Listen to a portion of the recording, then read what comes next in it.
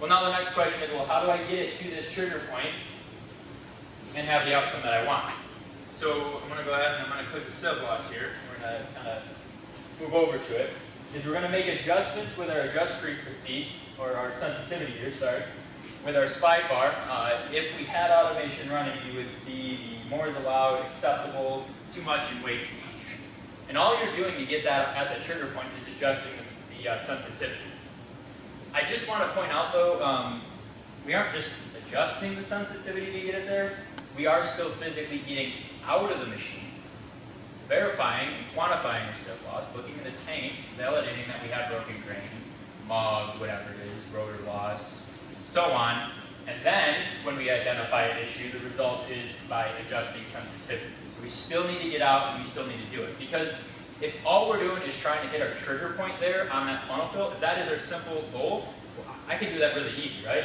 I'll just go ahead and I'll raise this all the way up, or I'll lower this down to the trigger point's there, but I have no idea, once I do that, what's happening. Because if I just simply go off of the funnel fills only without actually justifying or validating the issue, we could go ahead and be sending 20, 30 bushels out the back, meanwhile my funnel fill is reading perfectly fine, right? So, second thing here is not only do we need to make sure that we are at that trigger point, but we actually need to get out and validate, is this an issue? Is this not an issue? Do I need to raise the sensitivity? Do I need to lower it? So another little bit of a deviation from our non-automation machines and how we traditionally would have run it.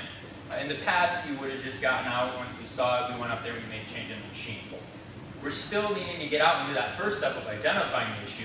The difference with automation now is rather than making that adjustment and testing, do I open the upper sieve 1 millimeter, then testing it again, 2 millimeters, and so on, rinse and repeat.